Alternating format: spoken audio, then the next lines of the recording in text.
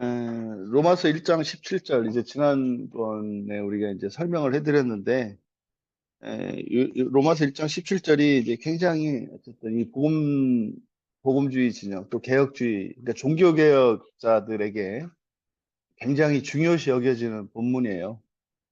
이게 이제 우리 그래서 교회 안에서 흔히 뭐 이제 믿음을 얘기하는 그 성경적 근거가 이제 그 구절이 바로 로마서 1장 17절이거든요. 그래서 여기서 은혜 받은 사람들이 많고, 대표적인 게 이제 루터죠. 근데 이 부분을 좀 우리가 그래서 중요한 본문이기 때문에 조금 더 살펴봐야 될 필요가 있어서 먼저 17절 같이 우리말 성경을 읽을게요.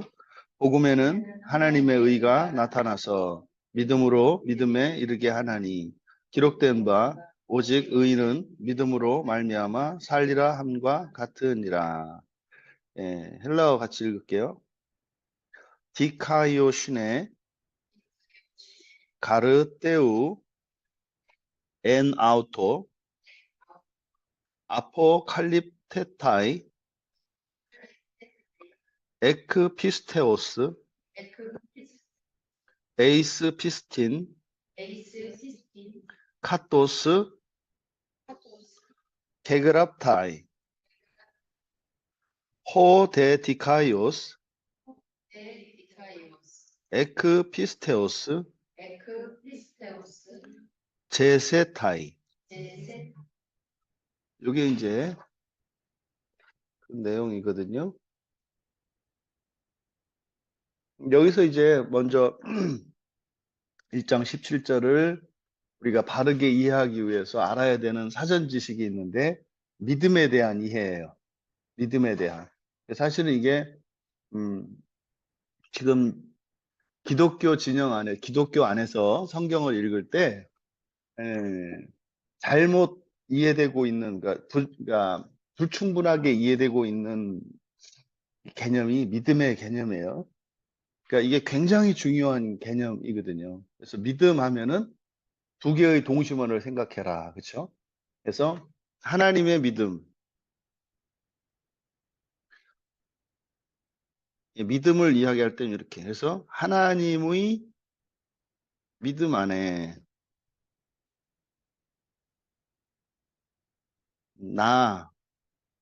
나의 믿음이 이렇게 들어가 있는 거예요. 그러니까 여기에는요, 소망, 사랑 다 적용이 돼요. 여기에 소망도 사랑도. 그래서 이 소망이라고 하는 것은 아직 역사 속에서 실현되지 않은 하나님의 계획이잖아요. 하나님의 작정. 하나님의 작정은 변함이 없는 것이고 확실히 되는 것이고. 근데 이게 시간 속에서는 앞당겨질 수도 있고 늦춰질 수도 있다 그랬어요. 이게 이제 예정에 의해서, 그러니까 우리의 자유의지와 우리의 참여에 의해서 시간은 앞당겨지기도 하고 늦춰지기도 해요. 또 우리의 순종에 따라서 달라지기도 해요. 그래서 믿음 그럴 때는 바로 좀 더 믿음을 이렇게 이제 말하자면은 확대시켜 보면은 이렇게 돼 있는 거예요. 그래서 하나님의 믿음 안에 나의 믿음. 그래서 우리가 전체적으로 보통 교회에서 이야기할 때 믿음을 요 전체를 믿음이라고 한다고요.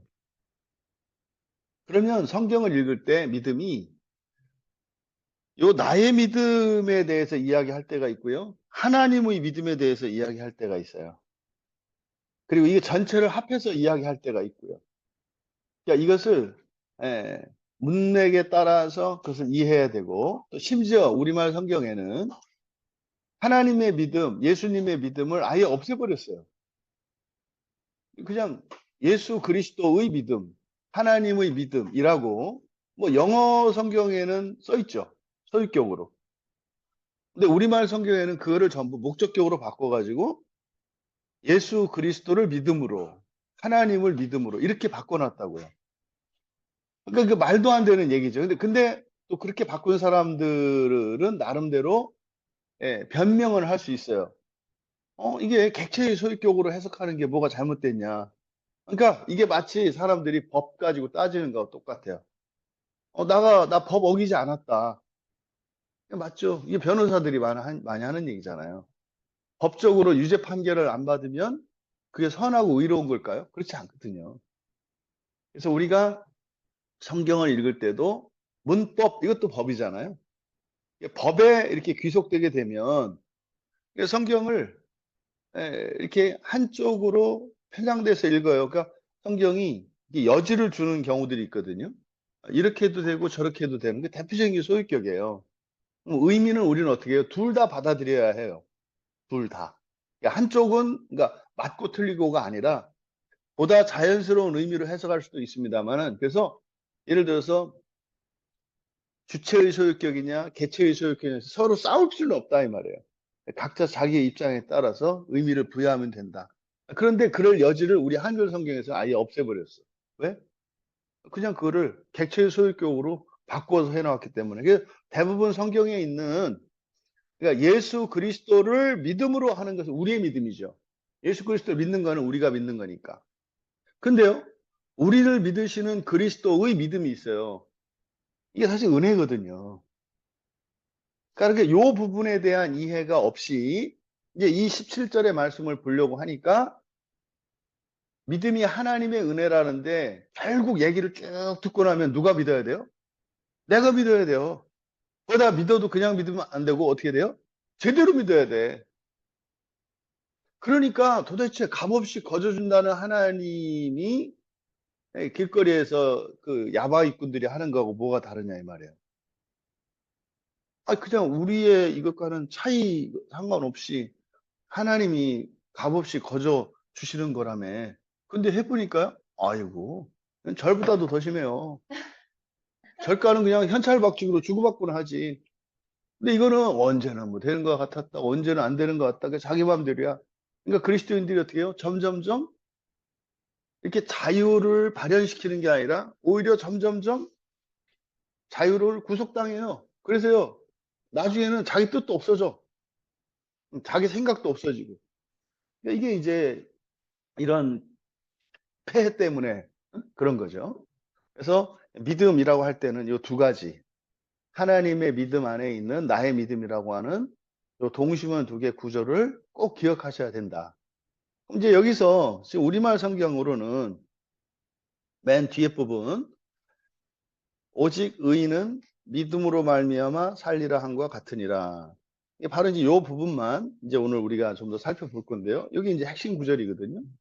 여기 이제 구약 성경 하박국 2장 4절 말씀의 인용이에요. 하박국 2장 4절의 말씀을 인용을 한 건데, 요게 신약 성경에서 세 번 됩니다. 여기 이 본문하고, 이 로마서 1장 17절하고, 또 갈라디아서 3장 11절, 그리고 히브리서 10장 38절에 하박국 2장 4절 말씀이 인용이 돼요. 근데 약간 다르게 변형돼서 나타납니다. 히브리서에서는. 그러니까 지금 그러면 오직 의인은 믿음으로 말미암아 살리라라고 번역되어 있는데, 이걸 먼저 직역을 하면 밑에 읽어볼게요. 의인은 믿음으로 말미암아 살리라, 이 부분. 호, 데, 디카이오스 같이 읽으세요. 호, 데, 디카이오스, 에크, 피스테오스, 에크, 피스테오스, 제세타이. 요 이제 제세타이, 요게 살다의 미래형이에요. 그래서 살 것이다, 살 것이다. 호는 정관사니까 디카이오스 의로운 이런 뜻이거든요. 그러니까 관사하고 형용사가 합쳐지면 의로운 존재, 의로운 사람, 의로운 것, 뭐 이런 의미가 된다고요. 그래서 호디카이오스가 의로운 자죠. 이걸 이제 의인이라고 번역을 한 거예요. 그러니까 대는 그러나고, 그러나 에크라고 하는 전치사는 많이 나오니까, 그렇죠? 이거는 어디 어디로부터라 그랬잖아요. 그래서 뭐뭐로부터라고 하는 전치사가 이 에크와 아포가 있는데, 이 아포는 분리를 의미해요. 분리. 어디서 떨어졌다는 거. 떨어졌다는 걸 의미해요. 이 아포는 어디 어디로부터. 근데 이 에크는 떨어진 것보다 이거는 목표 지점, 어디 어디에서 어디로가 중요해요. 에크는. 그래서 아포는 그냥 떨어져 나온 근원이 중요하고, 에크는 출발지에서 나와서, 어디가 출발지인데 이건 목표 지점이 있어요. 에크는. 그래서 요 차이가 있고요. 여기 이제 믿음으로 말미암아라고 우리말 성경에는 이제 번역이 되어 있는데, 예, 정확히 그대로 하면은 믿음으로부터 이래야 되는 거죠. 믿음으로부터. 그러니까 그대로 직역하면요. 그러나 믿음으로부터 의로운 자는 살 것이다. 이게 이제 사실은 요 에크피스테오스가 무엇을 수식하냐에 따라서 두 가지 해석이 가능해요.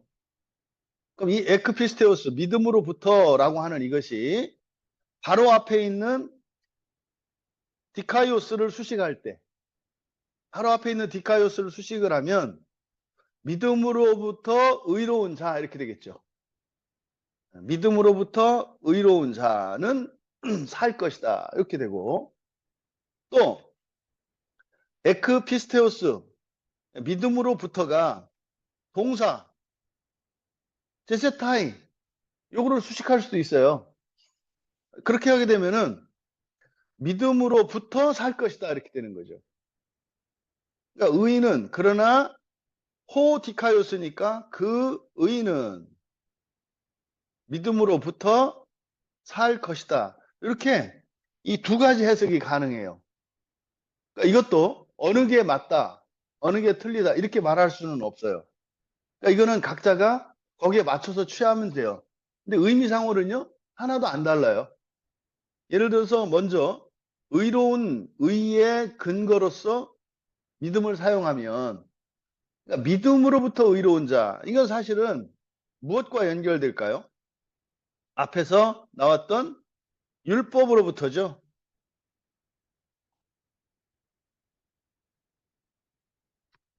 아이고, 여기 안 나옵니다. 지금 여기서 지금 대조하고 있는 게 뭐냐면, 두 종류의 의에 대해서 대조하고 있잖아요. 로마서 1장에서. 율법으로 말미암은 의.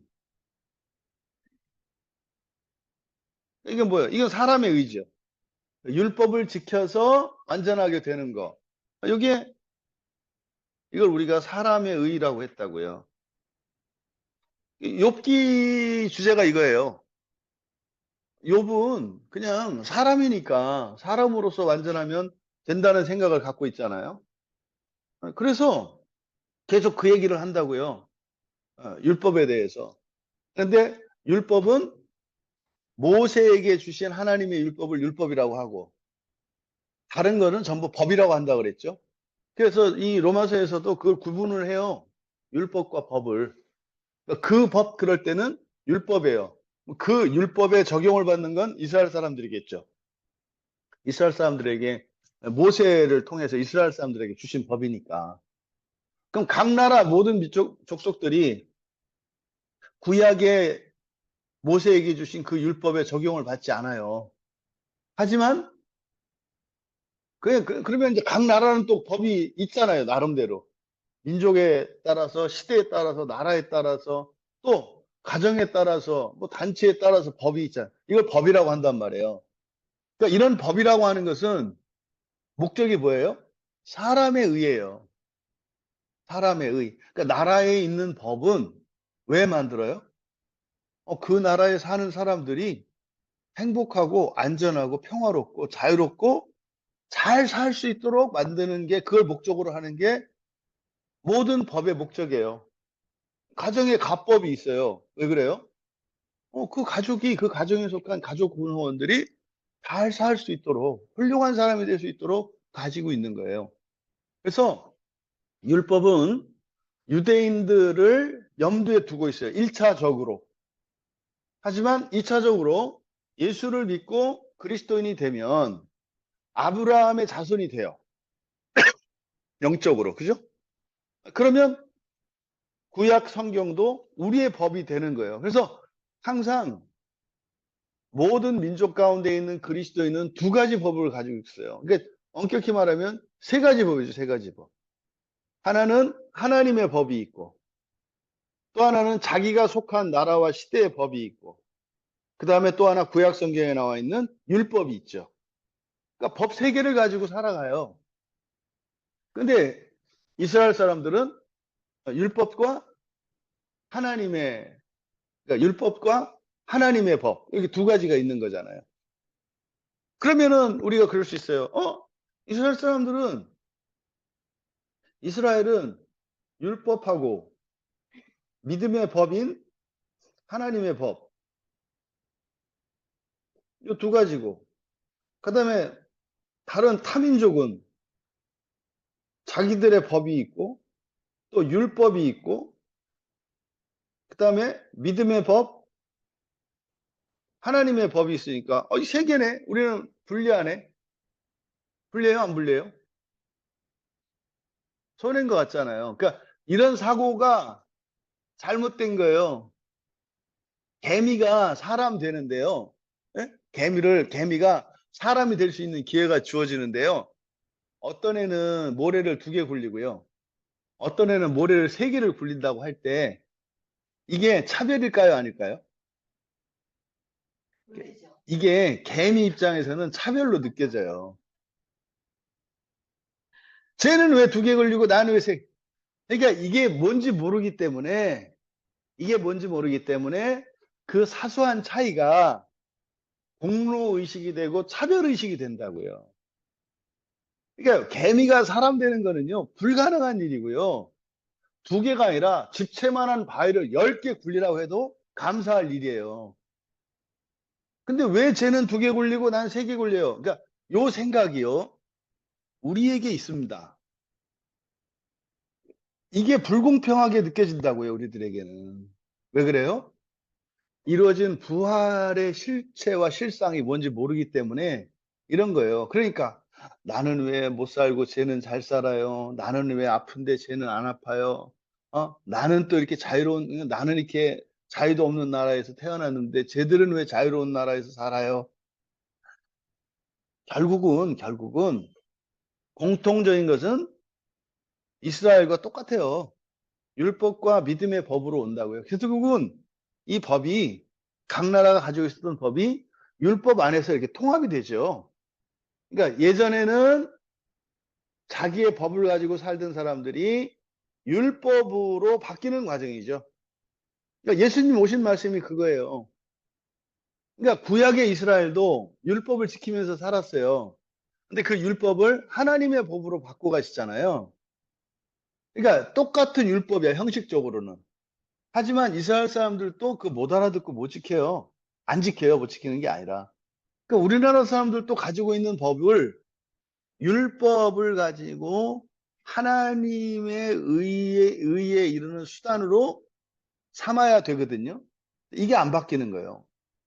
자, 어쨌든 돌아가서 율법으로 말미암는 법, 요것과 상대되는 개념으로 율법, 그 다음에 믿음으로부터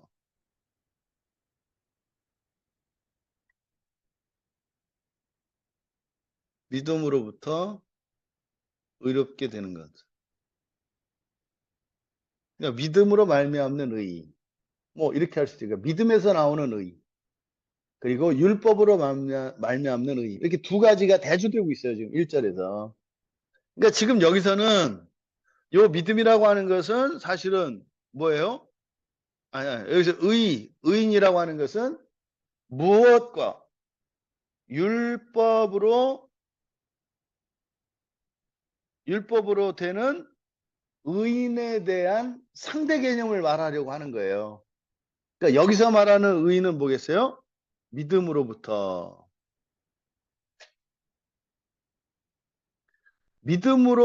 의롭게 된 사람, 요 두 의인을 나누는 거라고요. 그러니까 이것은 뭐겠어요? 율법으로 된 의인은 구약의 이스라엘이라고 할 수 있어요. 이것은 뭐, 이거는 순종을 전제로 한 거예요. 순종한 구약의 이스라엘 백성. 이 사람들은 뭐예요? 율법으로 된 의로운 사람, 의인이죠. 그러면 믿음으로부터 의인이 된 사람들은 누구예요? 이건 그리스도인이죠. 여기도 마찬가지로 당연히 순종이 전제되어 있는 거예요. 그러니까 지금 그리스도인과 구약의 이스라엘을 지금 비교하고 있는 거라고요. 이걸 보통 우리가 율법과 복음으로 이렇게 많이 대조를 하죠. 율법과 복음이라는 게 바로 요거거든요. 그러면 첫 번째로 의인을 에크피스테오스가 의인을 수식한다고 할 때 믿음으로부터 의로운 자 이렇게 되잖아요. 믿음으로부터 의로운 자. 그럼 보세요. 바로 앞에서 하나님의 의가 이야기할 때 신의 의 사역에서 하나님의 의라고 번역된 여기는 관사가 없는 하나님이기 때문에 그냥 신으로 한다 그랬잖아요. 그렇죠? 신의 의. 신의 의가 어디에서 나타나느냐? 믿음으로부터 믿음 속으로. 그죠? 그러니까 믿음으로부터 에크할 때 이건 누구의 의예요? 누구의 믿음이에요? 예, 믿음으로부터 할 때 이 믿음은 누구의 믿음이냐고. 하나님의 하나님의 믿음이죠. 그러니까 믿음으로부터 이렇게 했잖아요. 믿음으로부터. 그러니까 앞에 있는 게 이게 하나님의 믿음이에요. 믿음 속으로 할 때는 그렇죠. 여기는 이제 에이스를 썼는데 이거는 나예요. 나 사람의 믿음이거든요. 그러니까 에크피스테오스라고 했을 때 바로 앞에 있는 내용을 보니까 이 믿음은 사람의 믿음이에요? 하나님의 믿음이에요? 아니, 그 앞에서 이렇게 했잖아요. 에크피스테오스 할 때 이건 하나님의 믿음이고 에이스 피스테오스 그럼 이건 사람의 믿음이라고 그랬잖아요. 그러니까 이거 바로 뒤에서 나오는 에크피스테오스 이거 에크피스테오스 같잖아요. 그러니까 이 믿음과 이 믿음이 사람의 믿음이에요? 하나님의 믿음이에요? 하나님의 믿음이다 이 말이에요. 그러니까 똑같은 말이잖아요. 에크피스테오스, 에크피스테오스. 그래서 두 개의 해석이 의미가 이렇게 다르게 해석할 수 있지만 의미는 같다고 얘기를 한 거예요. 그럼 보세요. 믿음으로부터 의로운 자는 이건 뭐겠어요? 요거는 율법으로 의로운 자와 상대적으로 비교하는 거예요. 율법으로 의롭게 된 사람은 살지 못할 것이고 뭐예요? 죽게 될 것이다. 당연하죠. 사람은 죽죠. 사람은 영원한 불멸적 존재가 아니라 필멸적 존재이기 때문에 사람은 죽어요. 그러니까 율법으로 의롭게 된 사람은 죽을 것이고 믿음으로부터 의롭게 된 사람은 살 것이다라는 얘기예요. 그러면 살다를 수식할 때 에크피스테오가 살다를 할 때 그 의는 믿음으로부터 살 것이다 할 때 이 믿음은 에크피스테오스니까 이건 누구의 믿음이에요? 하나님의 믿음이에요. 그러니까 부터 할 때는 믿음의 근원이 하나님이시잖아요. 그러니까 이거는 뭐겠어요? 사람의 믿음과 대조되는 거예요. 사람들이 그토록 원하는 확신, 내 믿음, 사람의 믿음이거든요. 그러면 사람의 믿음으로부터는 살지 못해요. 다 경험했잖아요. 여러분들이. 구원의 확신을 가졌다가 아닌가 배를 얼마나 많이 해요. 어? 그래서 여기 갔다, 저기 갔다. 그때 이단 가니까 뭐 이단이라고 하는데 가니까 여기가 진짜인 것 같다. 뭐 이제 곧 또 이제 뭐 확신이 또 무너질 때가 오거든요. 또 아닌가벼 그러는 거지 뭐. 어? 맨날 그 산봉우리만 오르락 내리락 하는 이거죠. 의미상으로는 그러니까 해석은 이렇게 다르게 해석이 될 수 있습니다만 결국 종합적으로 하면 뭡니까? 하나님의 믿음으로 의롭게 되는 것이고 하나님의 믿음으로 의롭게 된 사람이라야 뭐 할 수 있다? 영원히 살 수 있다. 요 얘기를 하는 거예요. 저에게. 그래서 요 두 가지 해석 중에 어느 것을 취할 것이냐는 상관이 없어요. 근데 1번의 해석을 취하면 믿음으로부터는 율법과 상대되는 개념이고 그 다음에 살다를 수식할 때는 믿음으로부터 살 것이다 할 때 이 믿음은 하나님의 믿음이냐 사람의 믿음이냐의 차이다 이 말이에요. 자기 확신으로는 안 돼요. 하나님이 나를 부활시켜 주실 거야. 이건 나의 믿음이거든요. 근데 점점점 커지죠. 그게 분명히. 그래서 앞에서 그렸던 이 동심원에서 하나님의 믿음은 변함이 없어요. 나의 믿음이 이렇게 계속 확장돼 가죠. 점점 이렇게 확장돼 가요. 이렇게 점점. 그래서 마지막 순간에 완전히 일치되는 때가 와요. 일치되는 때. 요 순간이 어떤 순간이에요? 이게 부활의 순간이죠. 부활을 하면 하나님의 믿음과 나의 믿음이, 하나님의 소망과 나의 소망이, 하나님의 사랑과 나의 사랑이 완전히 일치돼서 연합되는 때가 와요. 이게 부활되는 때죠. 그래서 우리가 이루어가는 구원은 이거죠. 계속 이렇게 확장시켜 나가는 과정. 이걸 뭐라 그래요? 용어는 영적 싸움이죠. 영적 싸움이고.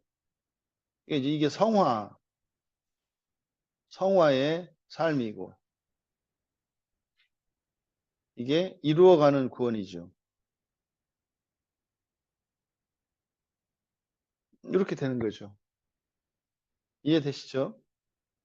그럼 이제 여기를 이거에 대해서 이제 하박국 2장 4절, 갈라디아서 3장 11절, 히브리서 10장 38절에 어떤 차이점들이 미세하게 나타나는지 그걸 좀 이제 살펴보려고 해요.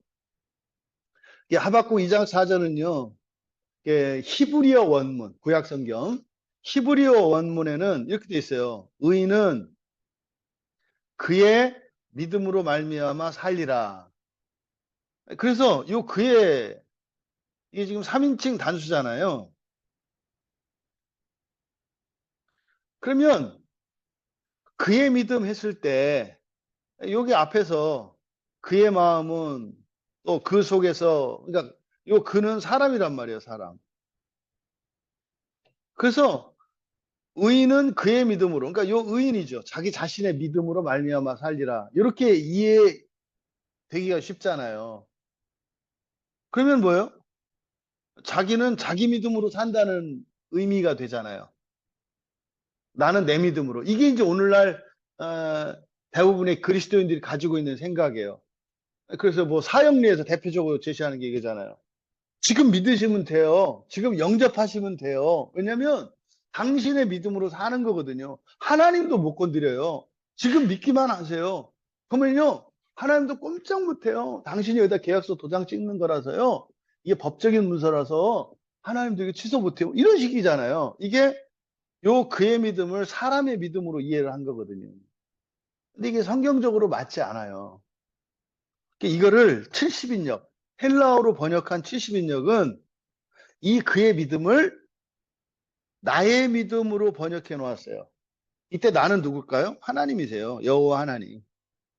그러니까 그의 믿음이 아니라 의인은 나의 믿음으로 말미암아 살리라. 이렇게 되어 있다고요. 70인역은. 그러니까 요 70인역을 인용을 하는 거예요. 그럼 70인역에는 뭐가 있다고요? 나의라고 하는 소유격이 있어요. 그리고 구약성경 하박국 2장 4 그 히브리 성경에도 그 의라고 하는 소유격이 있어요. 그 의를 70인역은 나의로 바꿔놨다. 근데 보세요. 이게 소유격이 있어요, 없어요? 오직 의인은 믿음으로 말미암아 살리라 이렇게 돼 있지. 나의 믿음인지 그의 믿음인지 있어요, 없어요? 없잖아요. 빠져 있잖아요. 그러니까요. 빼도 상관이 없어. 왜? 하나님의 믿음을 이야기하니까. 왜? 앞에서 에크피스테오스라고 얘기를 했거든. 에이스피스테오스는 사람의 믿음을 나타내고 에크피스테오스는 하나님의 믿음을 나타내니까 소유격을 빼도 상관이 없는 거예요. 그래서 로마서 1장 17절에는 소유격을 빼고 하나님의 믿음이라고 바울 사도가 에크피스테오스로 나타냈다 이 말이에요. 자, 그러면은 이제 갈라디아서 이제 3장 11절 같아요. 여기는 똑같아요. 여기 보면은 갈라디아서 3장 11절을 보면 좀 더 이해하기가 쉬워요. 하나님 앞에서 아무도 율법으로 말미암아 의롭게 되지 못할 것이 분명하니. 이게 율법으로 말미암는 의죠. 이는 왜냐하면 의는 믿음으로 말미암아 믿음으로 살리라 하였습니다. 이제 이 번역 이렇게 되어 있지만 직역을 하면 이렇게 돼요. 왜냐하면 믿음으로부터 의로운 자는 살 것이기 때문이다. 그러니까 갈라디아서 3장 11절에서 율법으로 말미암는 의와 믿음으로 말미암는 의를 대조시키고 있어요. 그러면 율법으로 말미암아라고 번역된 여기는 엔 노모예요. 전치사를 n을 쓰고 있다고요. 무엇으로 도구격이라고 그랬죠. 도구 무엇으로 무엇을 가지고 엔 노모. 이것과 대조되는 게 에크피스테우스요. 믿음으로부터 에크피스테우스. 그러니까 갈라디아서 3장 11절에서는 율법의 의와 믿음의 의를 대조시키고 있죠. 그러니까 이 율법의 의, 이거를 우리가 사람의 의라고 한다고 그랬고, 믿음의 의, 이것을 신의 의라고 그런다 그랬어요. 이런 얘기예요. 율법을 잘 지켜. 훌륭한 사람이 될 거예요. 그럼 어떻게 돼요? 복을 받을 거예요. 장수할 거예요. 이게 성경의 약속이잖아요. 존귀하게 될 거예요. 성경의 약속이에요. 그런데 죽을 거예요. 영원히 살지 못해요. 율법을 잘 지킨다 해서. 여러분들이 모든 지혜를 가지고 있고 모든 지식과 모든 지혜를 가지고 있어요. 모든 능력과 좋은 아주 고매한 이런 인격과 또 신실한 신앙심을 다 가지고 있어요. 그런데 율법의 의만 지키면서 살았어요, 여러분이. 하나님께서 분명히 복을 주실 거예요. 사람들한테 명예와 존경을 얻을 거고요. 하나님으로부터 잘 살았다고 인정은 받을 거예요. 근데요, 죽을 거예요. 이게 지금 구약에서 누구에 대한 욥이에요, 욥. 여기서 율법의 의를 가지고 있는 구약의 전형을 얘기하라 그러면은요, 사실은 아브라함도 아니고 다윗도 아니고 누구도 아니에요. 욥이에요, 욥. 욥은 정말로 그 고난이 있기 전까지는 완벽한 삶을 살았거든요. 아들, 딸들, 효자, 효녀죠. 욥이요? 가난한 사람들이 하나도 없잖아요. 병든 사람들, 고아인 사람들, 나그네들 다 도와주잖아요. 그러니까 삶으로서는 완벽한 사람이에요. 그러니까 율법의 의를, 그러니까 그때 사실 율법이 아니지.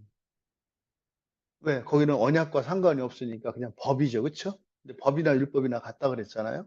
사람의 의라는 점에서는. 그러니까 노아가 율법의 의를 완벽하게 이룬 사람의 전형이에요. 신약 성경에서는 바울이죠. 바울이 자신은 율법으로는 흠이 없다고 이야기한단 말이에요. 그거를 교만하다 이렇게 보면 안 돼요. 그냥 믿어야지. 실제로 바울이 그리스도인이 되기 이전까지 그의 삶은 부족함이 없었어요. 모든 것을 완벽하게 다 구비한 인생을 살았다고요. 구약의 욥과 같은 사람이었죠. 근데요, 바울이 그리스도인이 되기 위해서 하나님의 의를 목표로 바꾸니까 어떻게 돼요? 자기가 가졌던 명예와 모든 것은 다 버리고 다 박탈당하고 오히려 고난 속으로 죽음 속으로 들어가잖아요. 그러니까 그 삶이 구약에서 욥이 받았던 상과 똑같아요. 그러니까 욥의 경우에는 사탄이 직접 치고 들어와서 흔들어 가지고 시험하는 과정이었지만, 예? 그건 마치 그런 거죠. 우리가 그 뭡니까? 그 우리가 빨려고 세탁기에 우리가 집어넣은 세탁물과 같은 거지. 욥 같은 경우에는 그 안에 이렇게 빨래통에 그냥 들어가 가지고 막 돌림 당하는 거 아니에요. 이게 욥의 인생이었죠. 근데 결과는 어떻게 돼요? 깨끗하게 돼요. 이때 깨끗함은 빨래의 깨끗함이 아니에요. 빛나는 광채, 하나님의 의란 말이에요. 그 이제 바울의 경우에는 그게 아니라 스스로 선교지로 뛰어든 거죠. 세상 속으로 뛰어든 거죠. 세탁통으로 들어간 게 아니라 고난통으로 들어간 게 아니라 바울은 세상 속으로 자신을 던져서 희생해 버렸죠. 근데 삶은 같아요. 고난의 삶이었어요. 결과는요? 마찬가지로 같아요. 요 얘기를 하는 거죠. 그래서 율법의 의는 죽어요. 하지만 믿음의 의는 뭐 한다? 산다. 그러면은요, 믿음의 의는요, 영생을 약속해요. 그러면요, 율법의 의는 뭘 약속해요? 복과 장수를 약속해요. 그러니까 여러분들이 영생만을 원해. 그럼 뭐 하면 돼요? 믿음의 의만을 가지고 살아가면 돼요. 영생을 얻어요. 근데요, 살면서 제가 지질이 궁상 떨면서 살 수도 있어요. 그런다 그래서 영생이 사라지는 거 아니에요. 근데 여러분은 그냥 복과 장수만을 원해. 그러니까 믿음의 삶으로 믿음의 의를 향해서 나가지를 않아. 예, 사는 동안 여러분들이 예수 믿어서 잘 살고요. 뭐 그럴 수 있어요. 근데요, 지옥 가야 된다니까요. 영생을 얻지 못한다는 것은. 그럼 우리는 어떻게 해야 되겠어요? 둘 다 얻어야죠. 둘 다 얻어야죠. 그러니까 믿음의 의는 물론이요. 그러니까 믿음의 의를 가지고 살아간다는 게 뭡니까? 하나님의 믿음에 이르도록 우리의 믿음을 키워나가는 거잖아요. 그렇죠? 근데 우리가 믿음을 가지려면 어떻게 해야 돼요? 경험해야 되거든요. 이게 거래를 하면서 신용이 쌓여야 믿음이 더 커지는 거예요. 어떤 사람한테 여러분이 맨날 5만 원 이상은 안 꿔줘 보세요. 믿음이 더 커지나? 5만 원, 1000번 동안 5만 원 꿔줬는데 한 번도 어기지 않고 갚은 거나, 뭐, 10번 빌려줬는데 10번 다 갚은 거나, 큰 차이 안 나요. 이게 횟수가 늘리는 어떤 믿음이라. 그러니까 5만 원짜리 믿음을 조금 더 확신을 갖느냐 이렇게 하는 거지, 믿음이 자란다라고 하는 것은 순도뿐만 아니라 크기도 커져야 되거든요. 그러면요, 여러분이 5만 원은 누구한테 빌려줘도요, 500만 원은 못 빌려주는 사람이 있다고요. 왜요? 믿음이 안 가니까. 믿음에는요, 여러 가지가 있어요. 그 인간성만 말하는 게 아니에요. 그 사람의 재력이나 그 사람의 상황이나 이런 모든 게 믿음 안에 다 들어가 있어요. 그렇잖아요? 사람이 속이는 게 아니라, 뭐, 사람이 속이는 게 아니라 돈이 속이는 거야. 뭐 이런 얘기 많이 하잖아요. 그런 거요. 그러니까 사람만 뭘 하는 게 아니에요. 환경의 영향을 받기 때문에, 그래서 누구를 믿는다고 할 때는 그 사람의 인격과 그 사람이 가지고 있는 재력과 그 사람이 가지고 있는 능력과 그 사람이 가지고 있는 배경. 여러분이 보세요. 어떤 사람인데 그 사람, 그 집안에 뭐 이렇게 도둑놈이 있어요. 왜? 많이 들어요. 그 사람한테서. 막 그 뭐, 뭐 그 집에 뭐 몇전 형제가, 뭐 집에서 막 그 도둑질을 해가지고 집에 있는 거 막, 언제는 집문서를 갖다가 뭐 했고, 언제는 또 아버지 어머니 그 결혼 예물을 갖다 팔아먹고, 이 얘기를 계속 들어요. 거기다가 여러분이 뭘 귀한 걸 맡기겠어요? 그 집에다가. 이 사람을 못 믿는 게 아니라 그 집에 있는 그 도둑놈 때문에 안 되잖아요. 그러니까 믿음이라는 것은요, 여러 가지 요소가 총체적으로 고려되는 거예요.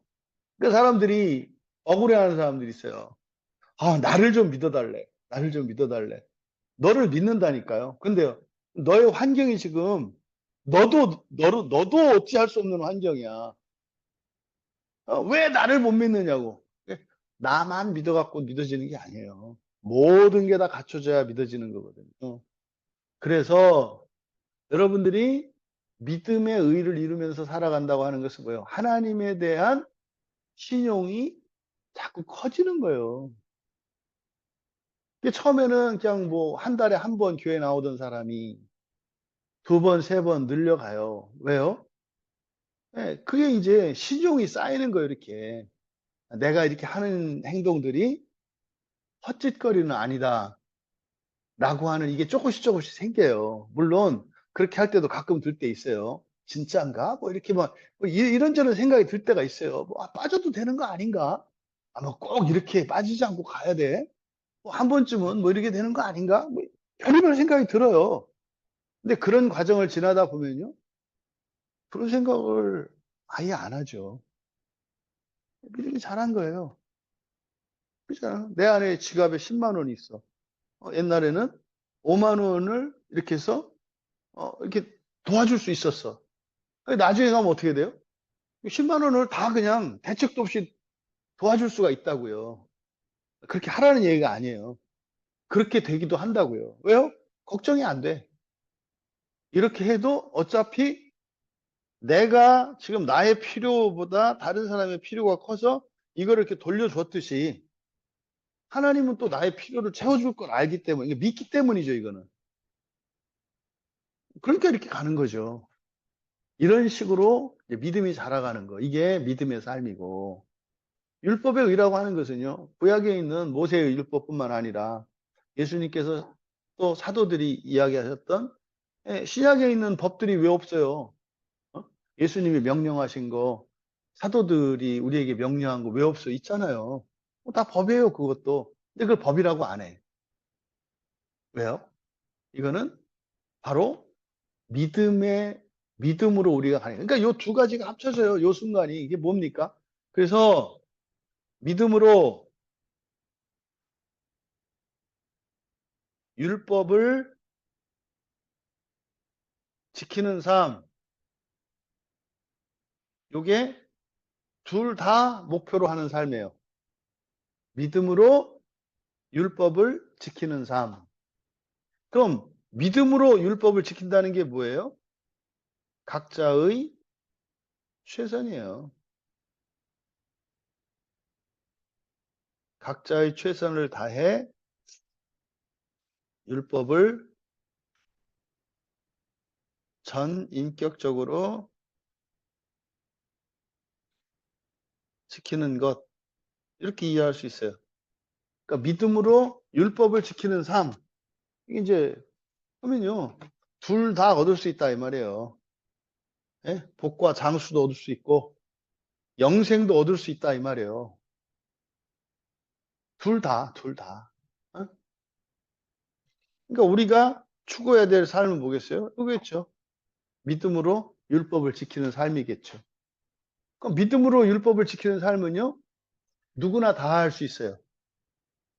누구나 다 할 수 있어요. 근데요, 율법으로 율법에 순종해서 율법의 의를 만들어내는 일은 누구나 못해요.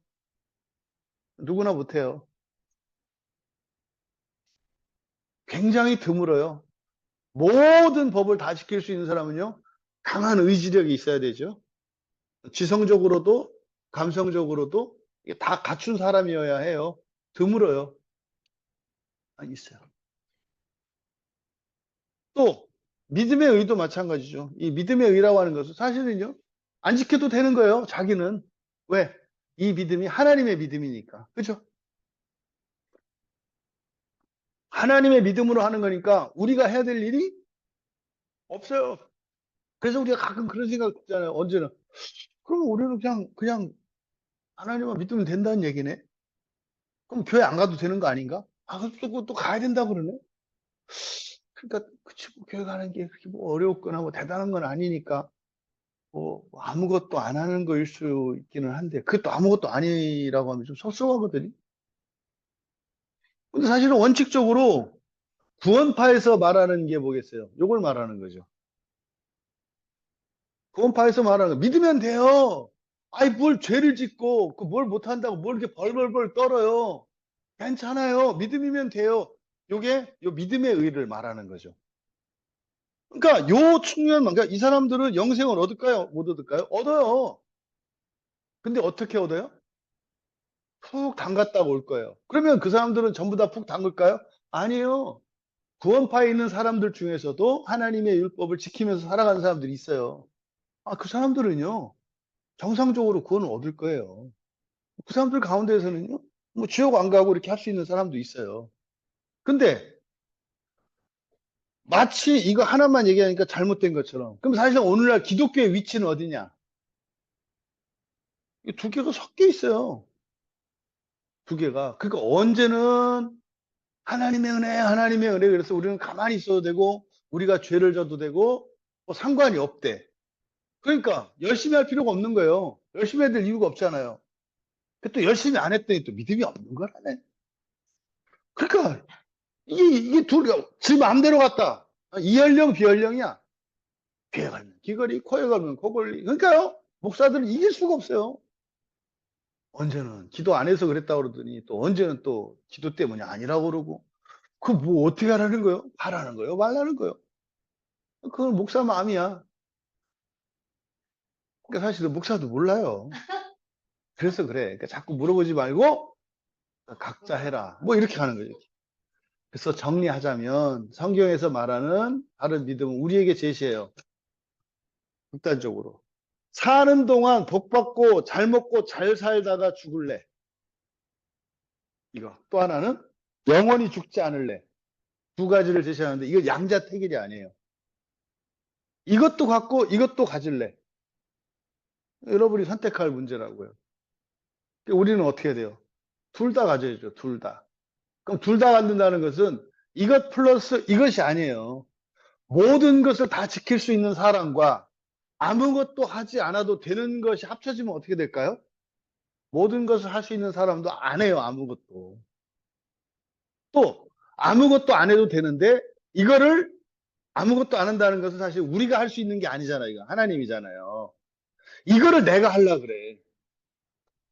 이 두 개를 이렇게 섞으려고 한단 말이에요.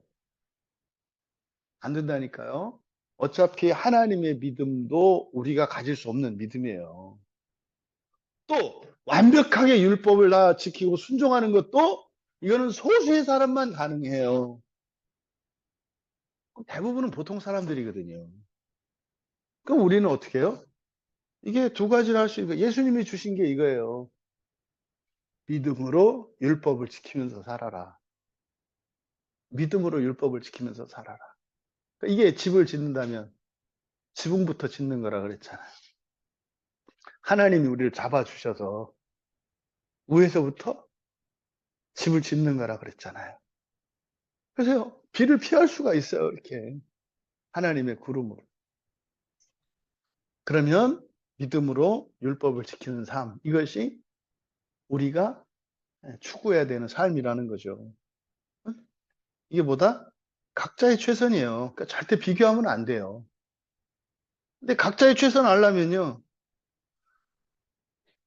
자기 분량을 알아야 돼요. 자기 분량을. 이거를 우리가 그래서 일상이 있어야 된다 그랬죠. 일상. 예. 그리고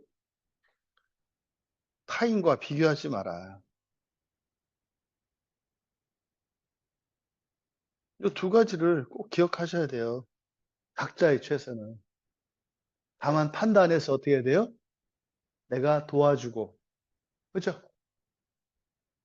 그리고 믿어주고, 기다려주고, 함께 가는 거죠. 함께 믿어주고, 기다려주고, 기회 주고,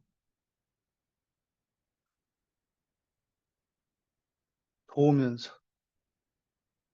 이게 뭡니까? 이게 믿음, 소망, 사랑이죠. 이렇게 하면 돼요. 근데 이렇게 사는 게 뭐한 거예요? 굉장히 아프고 괴롭고 이런 거예요. 혼자 사는 것보다 훨씬 힘든 거예요. 왜요? 여러분이 실수해서 다리가 부러져도 그냥 다리만 아플 뿐이잖아요. 그죠? 근데 다른 사람이 여러분 손등에 상처를 내면 분노가 치밀어 오르잖아요. 자기가 자기 다리를 부러뜨린 거는 아무렇지도 않은데 다른 사람이 여기다가 이렇게 스크래치 냈다 그래가지고 분노해. 부당한 거죠?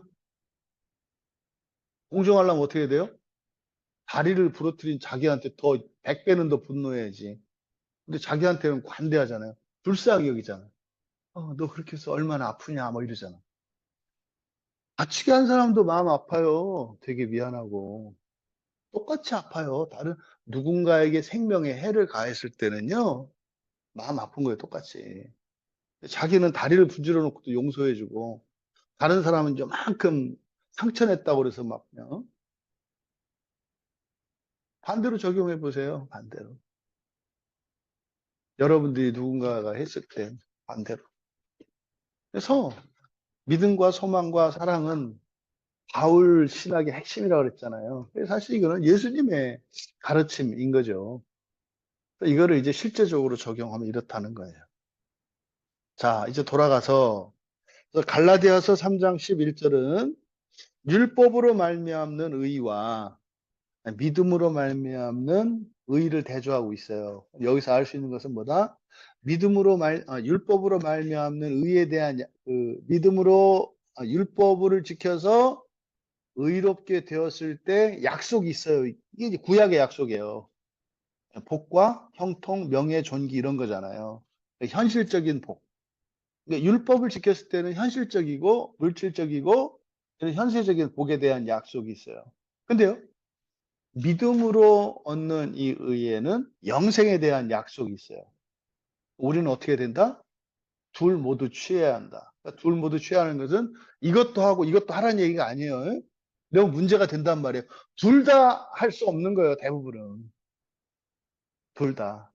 우리가 해야 되는 것은 이 둘을 다 취할 수 있는 것. 이게 예수님이 내어주신 길이라고요. 바울이 전하는 복음이 그거죠. 그러니까 니들 율법 다 지킬 수 있어? 없어요. 그거 봐. 그럼 뭐 또 어차피 이 세상의 복도 못 받겠네. 너희들이 하나님의 믿음만큼 그런 확실한 믿음을 가질 수 있어? 없어요. 그러니까 영생도 못 얻겠네. 이게 우리의 현 주소예요. 영생도 못 얻고요. 하나님의 복도 못 받아요. 약속된 복을. 그래서 이걸 뭐라 그래요? 죄인이라고 하잖아요. 둘 다 누릴 수 없다니까요. 그걸 죄인이라고 해요. 그러니까 못됐다 이런 게 아니라니까요. 영생도 못 누리고 사는 동안 복도 못 누려. 너희로서는. 이걸 죄인이라고 한다니까요. 근데 그래서 너희들을 도와주려고 하나님이 오신 거야. 그럼요. 영생도 얻을 수 있고요. 복도 얻을 수 있다니까요. 이게 예수님의 복음이고 바울의 복음이고 사도들의 복음이고 기독교의 복음이에요. 거기서 누가 잘났다 못났다고 어디 있겠으며 영생을 얻을까 못 얻을까 이런 고민인가 불안이 어디 있냐고요. 없는 거예요. 어떻게 하면 된다? 믿음으로 율법을 지키며 살아간다. 어느 하나가 빠지는 순간 우리는 다시 죄인의 자리로 가요. 이도 저도 아니고. 왜 사람들이 신앙생활에 확신을 갖고 못 살까요? 이걸 몰라서 그래요. 목표도 없어. 그리고 잘 살 생각도 없고 영생할 생각도 없어 사실은. 그 뭐예요? 그냥 말초적인 즐거움에 만족하고 그냥 살아가는 거예요. 그냥 되는 대로 살아가죠. 보세요. 여러분들이 예배를 드리고 이렇게 성경 공부하고 이런 모임이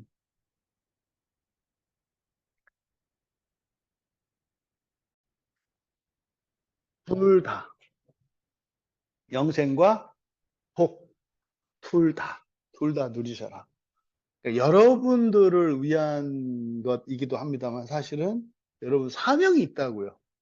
그래서 오죽하면 세상의 본때를 좀 보여달라고 하겠어요, 제가. 세상의 본때를 좀 보여주시라고. 본때 나쁜 의미가 아니잖아요. 그렇죠? 예, 그거 가지고 우리가 교만해지거나 이럴 거 아니잖아요. 본때를 좀 보여줘라. 예수 믿고 살아가는 게 얼마나 좋은지. 그 녀석이 고등학교 다니는 녀석이 계속 글썽글썽해요. 나올 때마다 인사할 때 이렇게 어우 참, 어우 참. 그리고 이 상황이 이해가 안 되는 거예요. 어우 참, 어우 참. 이러고 그래. 음, 음. 작은 애가 아들이고 큰 애가 딸이니까 그 가정에 그게 임했죠. 괜찮아요. 그러니까 여러분들이 영생과 이 복을 다 누리셔라. 근데 이거는요 누구나 다 할 수 있어요. 누구나 다. 근데요 복만 취하려고 하거나 영생만 취하려고 할 때 복만 취하는 거 아무나 안 돼요. 그 절대 안 되는 건 아니에요. 극소수의 사람만 돼요. 모두 부지런하고 모두 능력 있고 모두 재능 있는 거 아니잖아요. 제한된 사람만 그럴 수 있잖아요. 그리고 그건 한들 한순간에 무너질 수 있다니까요. 그게 주어져도 그걸 지키기 위해서 계속해서 살아야 되기 때문에 소용없어요. 그러잖아요. 애들 10대 때는 돈이 없죠. 10대 때는 돈이 없잖아요. 그래서 20대 때는 뭐 가서 이제 직장 취직도 하고 돈이 좀 생기잖아요. 근데 그때부터는 시간이 없죠. 예, 뭐 20대 했으니까 또 계속 벌어야 되잖아. 30대, 40대, 이게 50대 이렇게 쭉 가요. 시간이 없어요. 그럼 나중에 이제 돈도 좀 모아놨고 시간도 좀 생겨요. 이제 60대 정도 되면 다리에 힘이 없어. 힘이 없고 입맛도 없어. 그런 거예요, 그런 거. 무언가 결핍이 있다고요. 우리는요, 그때그때 영생과 현세적이고 육체적이고 물질적인 복을 누리고. 그러니까 함께 모두가 중요해요, 우리는. 총체성이 중요하다. 그래서 영적인 복과 물질적인 복을 함께 누리는 게 중요하다. 예? 자, 그 다음에 히브리서 가보면 히브리서 10장 38절 여기는 이제 조금 다르게 돼 있죠. 히브리서 10장 38절을 보면 여기는 나의 의는 같이 읽어볼게요. 나의 의는 믿음으로 말미암아 살리라. 또한 뒤로 물러가면 내 마음이 그를 기뻐하지 아니하리라 하셨느니라. 그래서 히브리서 10장 38절에서는 소유격을 쓰고 있죠. 소유대명사. 그렇죠? 나의 의는 이렇게 돼 있잖아요. 그러니까 로마서 1장 17절, 갈라디아서 3장 11절, 히브리서 10장 38절 중에서 70인역을 가장 정확하게 인용한 게 히브리서 10장 38절이에요. 근데 히브리어 원문에서는 여기 나의가 뭐로 되어 있다고 그랬어요? 그 의가 되었다 그랬잖아요. 그 의. 그런데 히브리서 38장 10장에서는 70인령을 인용을 했기 때문에 요거를 나의 의는 이렇게 번역을 했어요. 나의 의는 믿음으로 말미암아 살리라. 이거 이제 직역하면 예, 나의 우리말 성경 이렇게 되어 있으면 아까 이제 번역 두 가지가 다 가능한 거예요. 예, 나의 믿음으로 의로운 자는 뭐 이렇게 할 수 있는 거고 나의 의는 믿음으로부터 똑같은 거예요. 근데 여기서 초점 여기서 히브리서에서는 사람의 의가 아니라 하나님의 의로 말한 거죠. 나의 의는 그러니까 믿음으로 그냥 우리말대로 하더라도 나의 의는 믿음으로 이때 믿음은 누구의 믿음이에요? 하나님의 믿음이라고요. 왜? 어차피 에크니까 에크피스테오스니까 그래서 하나님의 믿음으로 되는 의인 이것을 나의 의인이라고 하는 것이고 죽지 않고 살리라라고 하는 이것은 영생을 말하는 거예요. 영생. 왜 살리라 그래요? 창세기 3장에서 창세기 2장에서 금단의 나무의 열매를 먹으면 반드시 죽으리라. 이걸 먹었죠.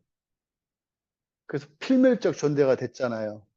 그래 어떻게 돼요? 이제는 살리라. 다시 불멸을 회복했다는 걸 말하는 거예요. 그래서 이거는 영생을 말하는 거예요. 영생을.